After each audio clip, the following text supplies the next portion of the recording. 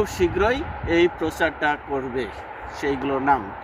তবে যতটুকু জানা যাচ্ছে এর মধ্যে দিয়ে অন্তত দুজন উপদেষ্টা আছেন, একজন তুখোর ছাত্র নেতা আছেন এবং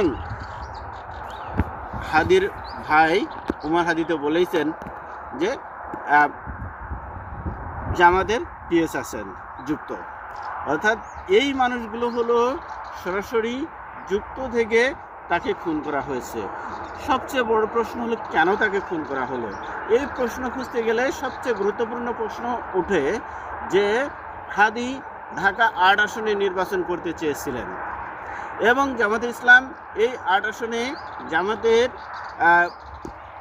শিবিরের সাদিক কাইমকে এই আসনে তার জন্য বরাদ্দ করতে চেয়েছিল এবং হাদিকে প্রচুর পরিমাণে প্রেশার দেওয়া হয়েছিল বলে তার ভাই উমর হাদি বলেছেন। অর্থাৎ হাদিকে এখান থেকে সরিয়ে সাদিক কাইমকে এখানে নমিনেশন দিতে চাই। যদি এটা মূল কারণ হয় তাহলে এর দায়ভার